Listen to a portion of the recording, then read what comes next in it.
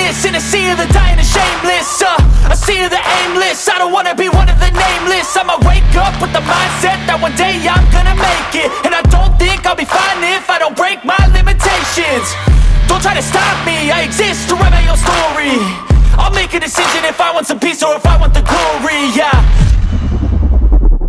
What's up, dudes? Welcome back to the channel. This week's video on the ElCamino is going to be vlog style. Keep in mind I filmed this a long time before it was released. Anyway, today I'm having a heck of a time and I got to figure some stuff out because I made a pretty big mistake without even realizing, and now we're gonna fix it. So I didn't film in the morning because it was like I just didn't feel like filming it. I was trying to figure everything out. Now I got a pretty good idea, pretty locked down. We're gonna go from here.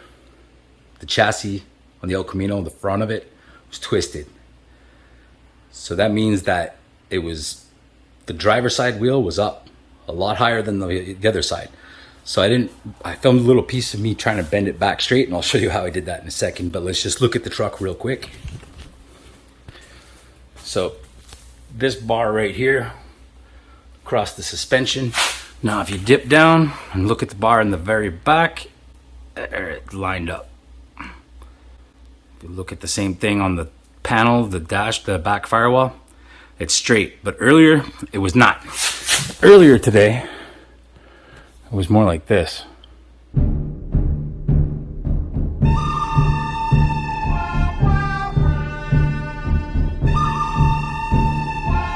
So what I had to do was I had to cut off these nice new pieces that Steve and I put in. I just cut them off the bottom, let them flop around, and here's the really freaky deaky crazy part. So I put appropriate jack stands underneath the chassis, but on this corner I lifted up this corner here. I got this nice long bar steel piece, and that's sitting underneath my motor just to get weight. That's probably about 500 pounds. So that weight was able to push the front end down and make that solid. Now that's pretty ridiculous. I know, I'm aware, but it was, I guess, something that I overlooked as I was going through it. So we're gonna keep going on with that. I made a nice crossbar in the front, hoping that's gonna keep it really nice and steady, because what I did was just welding the bars that come off the cage and go to the front wasn't quite enough. So I'm putting this crossbar in the front.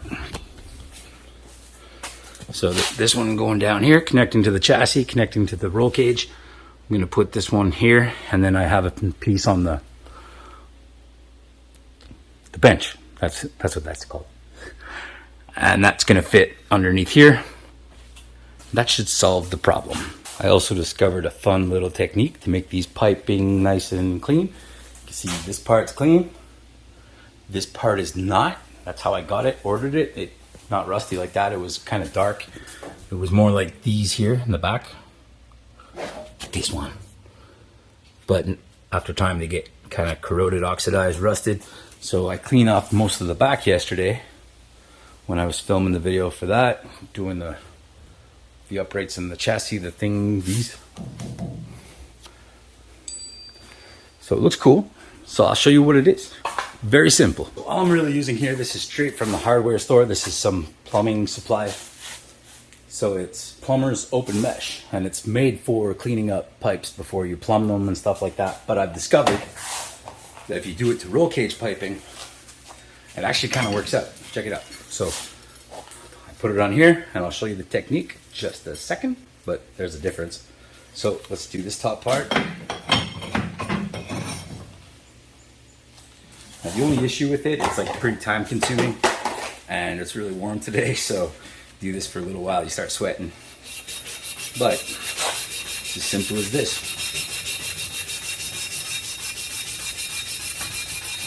That's not going to be perfect clean, but it definitely will be better and nice for welding with, working with.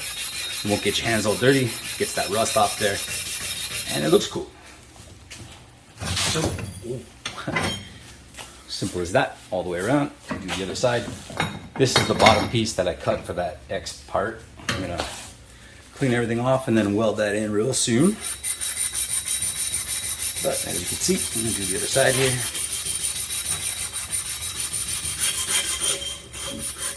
It's a weird angle, it's kind of rough. Instead of moving it on the vise, you could also use this technique. It's kind of good, but you can't see the process and you're never really sure how well it goes, and it feels kind of awkward pulling up instead of pushing down. So I like to spin it in the vise and get at it.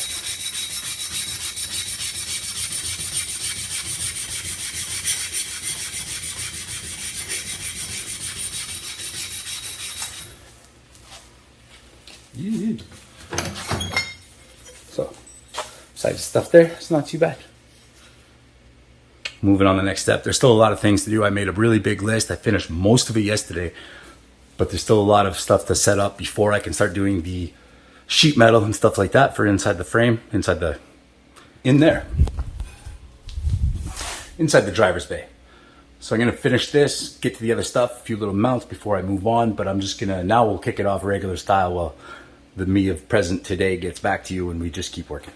So, what's up dudes, I'm back and you're tuned into another episode of that El Camino build. So, I hope you enjoyed the first vlog part.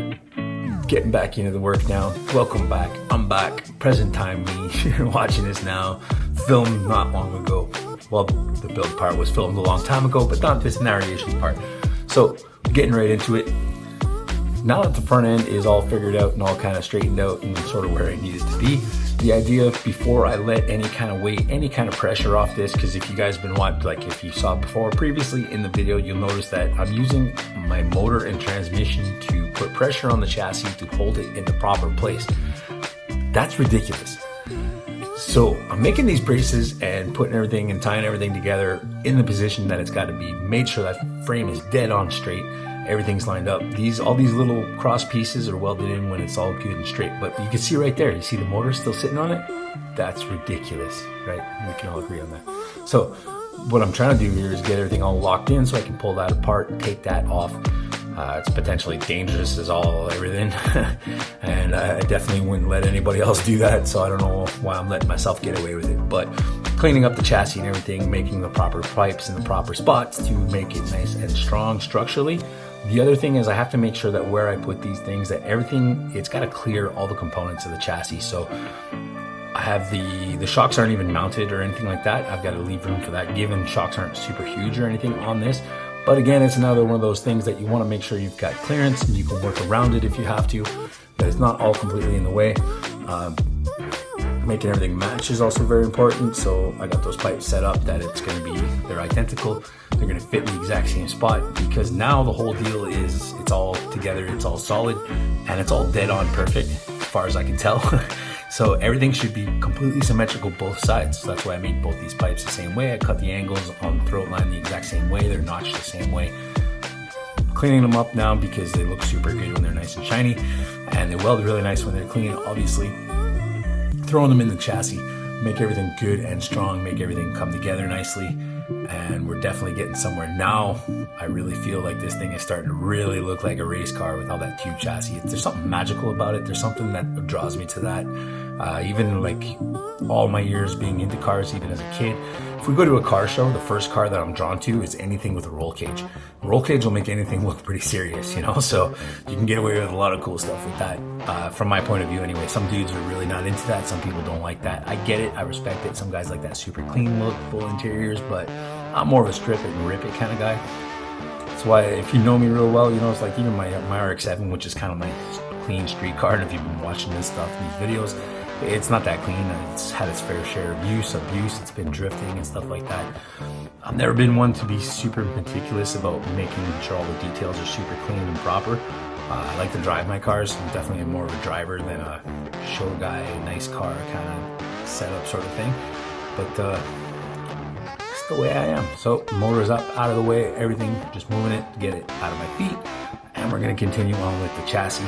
Next up, we're going to have to probably get underneath this thing somehow, so maybe we're going to flip it. I don't know, we're going to lift this thing way up in the air, try to weld underneath. Welding upside down is a pain in the ass, so I don't want to weld upside down. We're going to find a solution for that. So thanks for watching. This one was a little different. Stick around. Here's where we're at now. I hope you guys are enjoying these videos because Like, I enjoy making them, man. My favorite part is obviously working on it, the video editing and stuff. It gets a little tough sometimes, and I run out of time sometimes. That's why it's got a weird schedule. But thank you guys for sticking around. Subscribe if you haven't already. I appreciate your viewership. Peace out. I wanna taste the pain. I think I'm seeing all red. 2 bullets in the gun, 1 shot to the head. I need a blank space. 'Cause everything is a threat, but I've never been